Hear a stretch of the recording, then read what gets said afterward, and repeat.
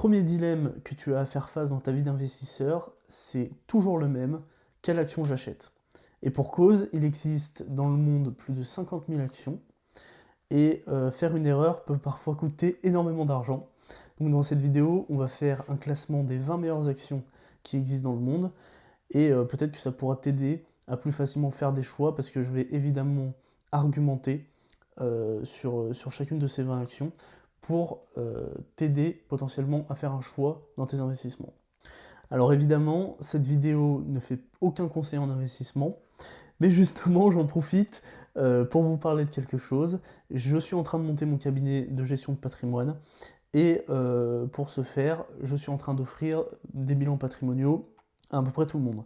Donc si c'est quelque chose qui peut vous intéresser, n'hésitez pas à venir, je vous mets le lien en commentaire et dans la description.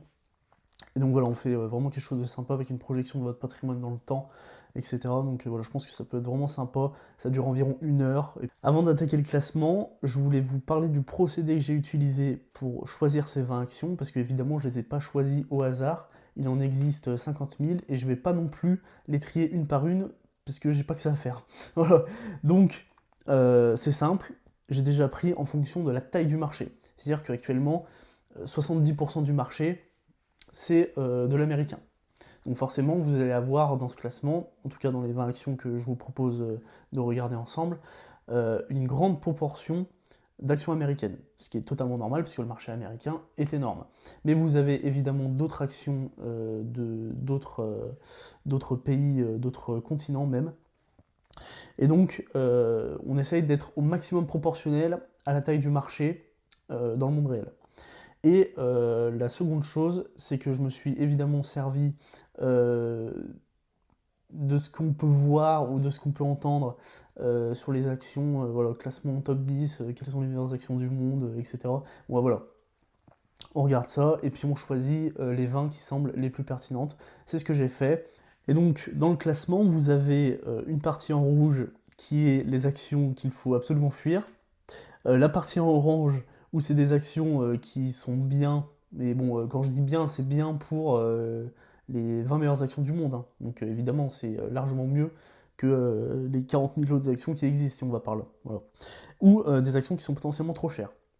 Mais ça, de toute façon, je vous fais une explication, évidemment, à chaque action que je traite.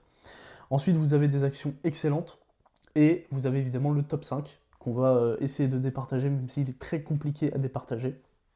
Mais voilà, en tout cas, on va classer comme ça, et on va commencer par les actions à fuir. Et celle qui ouvre le bal, c'est Walmart. Alors pourquoi Walmart? Parce que pourtant c'est une entreprise parmi les plus défensives au monde, mais je trouve simplement que ça se paye très très cher. C'est-à-dire que là actuellement on doit être entre 40 et 50 fois les bénéfices, enfin c'est vraiment extrêmement cher, et globalement, enfin, en fait je n'arrive pas à comprendre comment c'est possible qu'une action comme Walmart, alors quand bien même elle est défensive, se paye 50 fois les bénéfices, alors que vous avez à côté des actions en super croissance dans un super secteur qui se payent 20 fois les bénéfices, vous voyez. Donc il y a une part d'illogique totale, mais bon voilà, c'est comme ça. Le marché veut se la faire payer 50 fois les bénéfices, bon bah écoutez, pourquoi pas. Ensuite vous avez LVMH. Alors LVMH, c'est pas forcément que c'est si cher que ça se paye plus si cher que ça, mais avant ça se payait très cher quand même. Mais c'est plutôt dans le sens où je ne vois aucune perspective de croissance, et globalement, ça se situe en France, et je n'ai aucune confiance au gouvernement français, et je pense qu'en cas de gros pépins en France, LVMH va être la première entreprise à se faire perquisitionner par les rouges, pour faire simple. Donc voilà, je pense que c'est vraiment une très mauvaise idée, même si évidemment LVMH reste une boîte exceptionnelle, avec un dirigeant exceptionnel, mais voilà, je vois pas de perspective de croissance plus que ça, et globalement, je pense aussi que le monde, ou en tout cas la classe moyenne, celle qui est le plus à même d'acheter les sacs et les accessoires de LVMH, ou en tout cas pour une grosse partie, euh, ne va pas aller mieux que ça dans le futur en fait. C'est ce que je pense. Et donc je pense que ça va affecter les ventes, et aussi le marché chinois évidemment qui est très affecté en ce moment. Mais bon après voilà, ça reste évidemment une action géniale. C'est juste que bon, je suis très réticent à l'acheter pour toutes ces raisons-là, et honnêtement je pense pas que ça va s'améliorer. Et en troisième position, la pire, alors ça il faut vraiment la fuir, c'est Tesla. Tesla, Quand bien même Elon Musk est un génie, ça je ne le remets pas, absolument pas en cause. Mais il faut voir la réalité en face, ça se paye 400 fois les bénéfices, au bout d'un moment, stop. Voilà. C'est clairement, si on parle de bulles sur quelques entreprises, on est clairement sur ce genre d'entreprise, parce que quand bien même Tesla dans le futur arrive à faire tous ces projets de méga fab ou de je ne sais quoi, tout ce qu'ils veulent faire, voilà, là, si vous voulez, il y a déjà beaucoup de choses qui sont pricées, et donc ça n'a pas trop de sens d'acheter Tesla maintenant. D'ailleurs, on le voit parce que ceux qui achètent Tesla, généralement, c'est vraiment des pros Elon Musk vraiment à fond. Et on le voit bien, le cours n'évolue plus tant que ça, même s'il reste évidemment sur des niveaux très élevés. Bon, bah voilà, il est plus non plus. Voilà, il croit pas comme TSMC croit, vous voyez. C'est bien la preuve que, bon, même les plus fervents supporters de Elon Musk commencent à se dire que ça devient cher. Alors maintenant, on va passer à la catégorie suivante, à savoir les mid ou trop chers. On va commencer par Vertiv, Schneider Electric et Air Liquide. Alors Vertiv et Schneider Electric, globalement, moi, ce qui m'intéresse dans leur cas, c'est toute la partie où ils interviennent dans les infrastructures de data center. Ils interviennent sur les infrastructures électriques et sur ce qu'on appelle le DLC, donc les systèmes de refroidissement, pour faire simple. Et donc ça, c'est des intervenants qui sont assez intéressants, mais je ne pense pas que voilà, il va avoir une croissance exceptionnelle pour autant, vous voyez. Donc c'est pour ça que je trouve quand même que Vertiv et Schneider Electric sont quand même un peu chers. Mais voilà, ça reste quand même des boîtes d'excellente qualité. Bon bah moi j'habite vers Lyon, dans la ville de Mâcon, enfin en tout cas juste à côté, où on a un centre Schneider Electric qui s'est récemment agrandi. Ils ont investi je crois 200 millions, enfin ça marche très bien, il n'y a aucun souci là-dessus. Mais voilà, pour moi ça reste trop cher et il y a en tout cas bien mieux dans ce classement. Et concernant Air Liquide, alors ça je ne sais pas si tout le monde le sait, mais ils interviennent aussi dans la chaîne de valeur de l'IA. En fait, si vous voulez, quand les wafers sont construits, enfin sont fabriqués plutôt, à la base c'est du quartz. Et en fait, ce quartz, il est transformé en wafer. Donc le wafer, c'est, si vous voulez, des petites plaquettes rondes de 30 cm. Et en fait, il faut qu'elles soient à l'atome près lisses, si vous voulez. Parce qu'après, on fait les gravures, etc. dessus. Enfin, c'est TSMC qui les fait. Et donc, Air Liquide intervient avec des gaz dont je ne saurais pas vous citer le nom, mais en tout cas, je connais le processus en gros, si je puis dire, pour lisser justement cette phase atomique à l'échelle de l'atome. Ils n'utilisent pas d'énergie atomique, mais à l'échelle de l'atome, pour que ce soit le plus lisse possible et que ensuite la construction, enfin la fabrication, puisse se faire dans les meilleures conditions. Mais en tout cas, voilà, je trouve que c'est un peu cher, et je pense pas honnêtement que même s'ils ont un rôle crucial évidemment, tout comme Linde, son principal concurrent là, je ne pense pas que ça va croître tant que ça pour ces raisons-là. Bon, ensuite on va passer à Broadcom et Intel. Alors Broadcom, c'est une entreprise qui est exceptionnelle, donc qui fait de la connectivité, et plein d'autres choses dans l'IA, les ASICs, etc. Enfin bref, ils font vraiment plein de choses. Mais je trouve que ça se paye bien trop cher. Même si c'est une boîte exceptionnelle, ça se paye vraiment trop cher. Et je trouve que c'est dommage parce que honnêtement, ça c'est le genre de boîte que je mettrais peut-être pas en top 5, mais en tout cas un très bon, excellent. Parce que voilà, c'est vraiment des boîtes d'excellente qualité, en tout cas pour Broadcom. Intel, bon, je trouve qu'ils sont vraiment à la traîne sur la partie fonderie. Pour moi, c'est même pas. Enfin, quoique, ils reviennent un petit peu. Mais voilà, pour moi, c'est pas très solide non plus. TSMC à 72% de part de marché, c'est exceptionnel.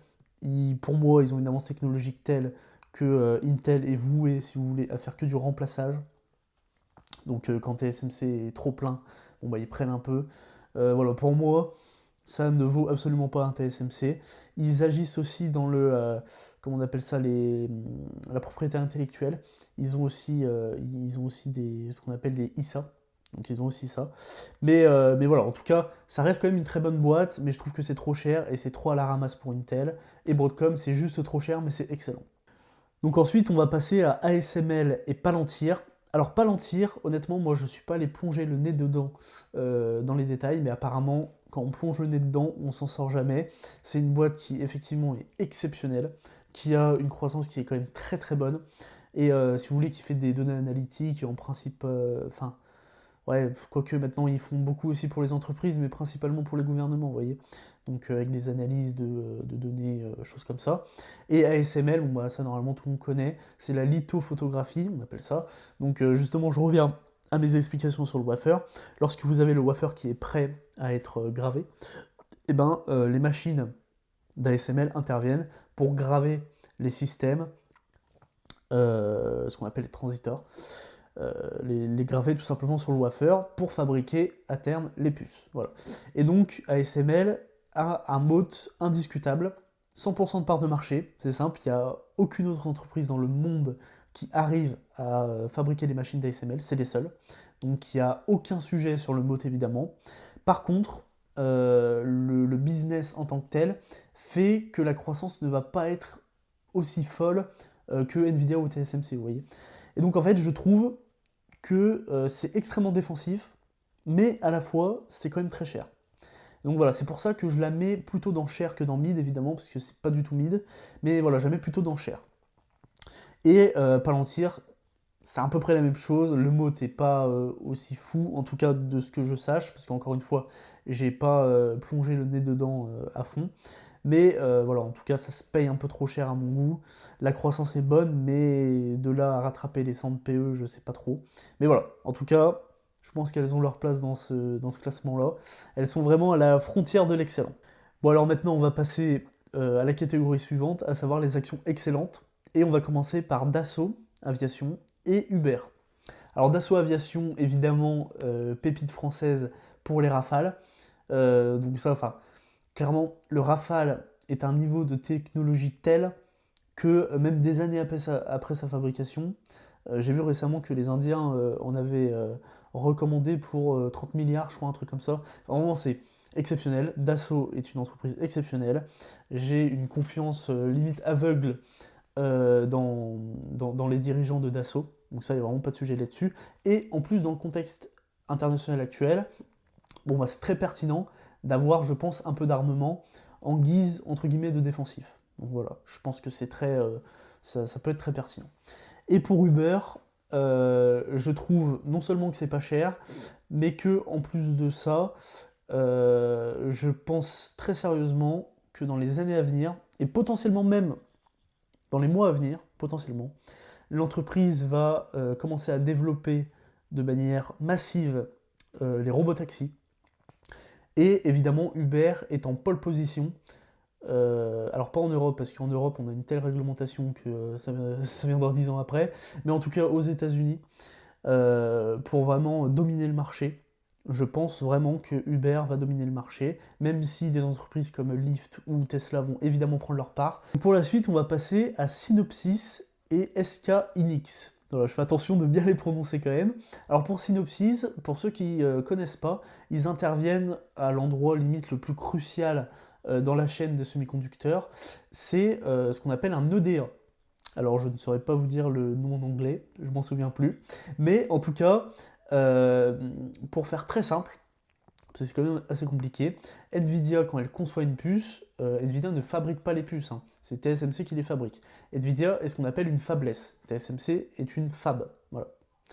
Donc en fait, pour concevoir l'ingénierie, si vous voulez, de ces puces, Nvidia s'appuie sur ce qu'on appelle des logiciels EDA. Donc en fait, c'est des logiciels où les ingénieurs peuvent concevoir les puces, toutes les puces d'ailleurs, même si c'est pas forcément semi-conducteur, vous voyez même des puces de smartphone, ce qu'on appelle les SoC, ou des puces d'automotive, enfin de voiture quoi, qui sont plus simples, en tout cas ne rentrent pas dans les critères extrêmement complexes en nanomètres, 2-3 nanomètres, ou voire même 1,4 nanomètres, comme on les entend maintenant, mais voilà. En tout cas, si vous voulez, s'il n'y a pas Synopsys, bah, il y a d'autres acteurs, hein, il y a Cadence et Siemens Energy, mais Synopsys est quand même le mieux, en tout cas de ce que j'ai compris en étudiant vaguement le marché. Voilà, Synopsys a une part assez importante. Bon, maintenant on passe à SK Hynix. Alors SK Hynix, je vais aussi essayer de faire très simple parce que la vidéo s'adresse quand même à des débutants. SK Hynix fait de la mémoire, donc c'est-à-dire que voilà, dans tous nos appareils on a de la mémoire si on va par là, mais principalement dans la chaîne des semi-conducteurs, vous avez, pour faire très simple, des DIE, qu'on appelle des DIE, D-I-E-S, donc c'est ni plus ni moins que les GPU de Nvidia, pour simplifier, et vous avez toujours sur le même substrat, on appelle ça, donc la même grosse carte, on va vraiment simplifier, vous avez de la mémoire. Donc ça c'est obligatoire, parce que forcément de la mémoire, ça va de soi.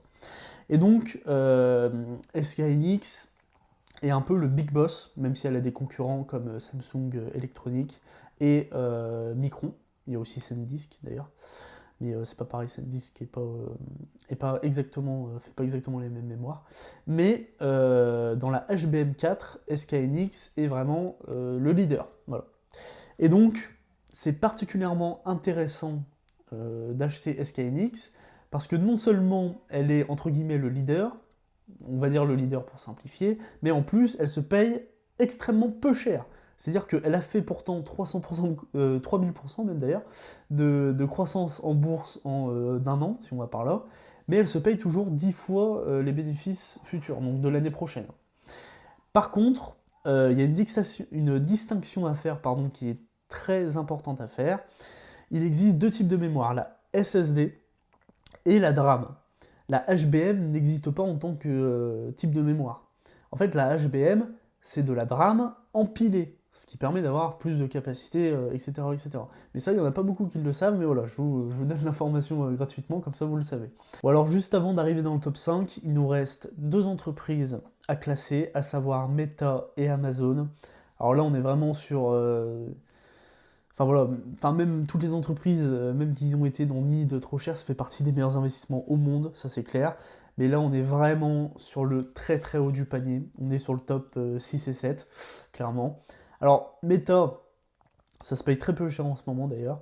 Ça fait toujours une énorme croissance. Ils arrivent toujours à, comme on dit, scaler leur modèle de pub dans le temps, alors que ça fait 10 ans qu'ils l'améliorent. Mais ils arrivent toujours à le faire pour augmenter leurs revenus. Donc vraiment, enfin c'est fou. Ils font une croissance exceptionnelle. Le mot est indiscutable. Ils ont tout. Facebook, Instagram, WhatsApp. Ils ont tout, clairement. C'est vraiment une machine à fric qui ne s'arrêtera pour moi jamais.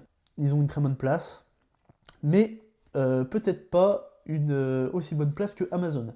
Parce que Amazon, avec AWS, donc sa partie cloud, est extrêmement bien positionné et je crois le leader, même si je suis pas sûr, il faudra que je revérifie l'info, je vais le mettre quelque part, parce qu'il se touche avec Microsoft, Microsoft Azure et Amazon AWS. Mais voilà, ils font partie des entreprises qui mettent le plus de capex. Voilà, c'est vraiment indiscutable. Amazon est une excellente entreprise. Bon, après, la partie livraison, etc., enfin la partie e-commerce plutôt, pour employer les bons termes, moi je suis pas trop fan, honnêtement. C'est à faible marge. Et voilà, je suis pas très fan, mais bon, ça reste quand même quelque chose d'exceptionnel qui fait beaucoup d'argent. Et moi je vise plutôt la croissance future avec AWS qu'autre chose en fait. Alors maintenant, on arrive au plus intéressant, le top 5. Alors en top 5, je vais mettre Advantest. Advantest, pour ceux qui ne connaissent pas, c'est une entreprise japonaise qui fait du testing. Alors testing, ne pas confondre avec, comment je pourrais appeler ça, l'inspection que fait Kaela une fois que les systèmes de gravure sont imprimés sur les wafers. Kaela vient inspecter si tout est correct. Alors que Advantest vient faire, et Teradin aussi, ils ont un concurrent, c'est un duopole, mais Advantest est largement devant, vient faire le testing. Donc c'est-à-dire qu'ils vont tester la puce en entier. Voilà. Donc c'est pas la même chose, il faut vraiment faire la distinction. Kaela et Advantest ne sont pas des concurrents du tout. Advantest se paye légèrement cher à mon goût, enfin quoique, c'est très discutable, ça se paye entre 50 et parfois 60 fois les bénéfices, très discutable, hein, parce que pour moi, des entreprises avec une telle croissance, bon voilà, il faut faire attention parce que c'est assez cyclique dans l'année, parce que voilà, quand ils achètent pour une nouvelle version, quand TSMC achète des machines de test, bon, bah, voilà, c'est pas toute l'année, bon, voilà. En top 4, je vais mettre évidemment Microsoft, qui s'est pris une sacrée tarte en bourse ces derniers mois, qui pour moi est vraiment pas justifié. Ils sont à la pointe, voire même les meilleurs sur Azure, leur cloud, leurs entreprises, enfin leur autre partie parties du business sont top. Voilà, je pense à Copilot, je pense à tout le système Windows, etc. Enfin, c'est vraiment top. Ils ont même LinkedIn d'ailleurs. Et d'ailleurs, LinkedIn est, je crois, déficitaire. Et je ne pensais pas, parce que franchement, LinkedIn, ça marche très très bien. J'ai d'ailleurs, j'aimerais bien avoir les mêmes abonnés sur YouTube. J'ai 17 000 abonnés sur LinkedIn, 17 500, je crois. Donc, non, j'aimerais bien avoir les mêmes sur YouTube, mais ça va arriver. Top 3, je vais mettre évidemment Google. Ça va de soi, hein, on a fait la liste des GAFAM une par une. Google, évidemment, qui est une entreprise exceptionnelle, qui a plein d'atouts. Bon, bah, je pense à ses business traditionnels, Google Search.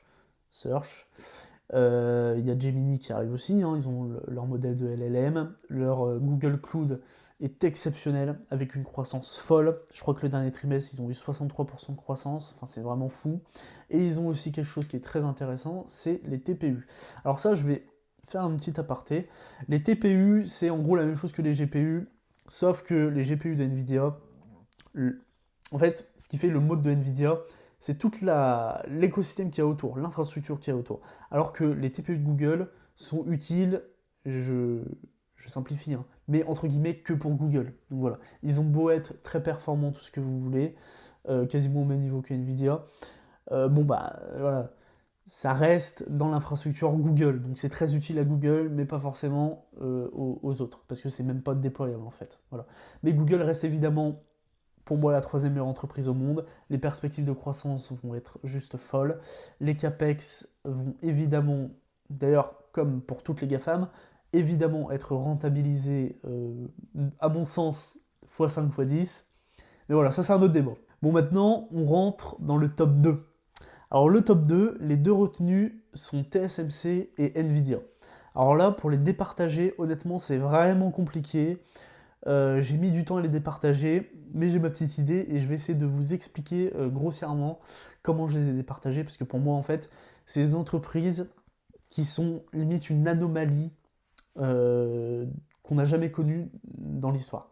Si vous voulez, que ce soit Nvidia ou TSMC, tout l'argent enfin à mon sens, hein, mais vraiment je dis ce que je pense, tout l'argent qui va arriver de la technologie future, donc que ce soit l'IA, la robotique, peu importe, enfin même le quantique, peu importe, quelle technologie on arrive à développer dans le futur, ça va obligatoirement passer par Nvidia et TSMC.